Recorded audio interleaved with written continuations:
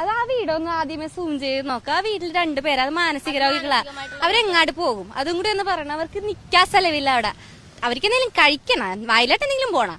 അത് അടപ്പ് പോലും കത്തിക്കാൻ പറ്റാത്തൊരവസ്ഥയിലാണ് അവിടെ നിൽക്കുന്നത്. ഇപ്പൊ പറഞ്ഞു 247 കോടി വരെ ഇതിന് പാസ്സായെന്ന് പറഞ്ഞു കല്ലിനാമയായിട്ട്.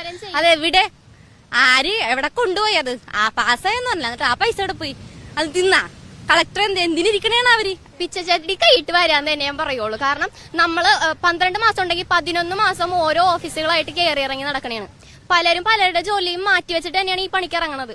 എന്നിട്ട് അതാണ് കൈയിട്ട് വരിക, ഞങ്ങളെ പറ്റിച്ച് ജീവിക്കാന്നേ പറയുള്ളൂ. കാരണം എല്ലാ ഇപ്പോഴും നമ്മൾ ചെല്ലുന്നുണ്ട്.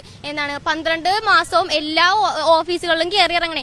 247 കോടി റെഡി ആയിട്ടുണ്ട്. പിന്നെ ഓരോ സമരം ചെയ്യുമ്പോഴും വന്ന് കാണും, എല്ലാരും വീഡിയോ എടുത്തിട്ട് പോകും.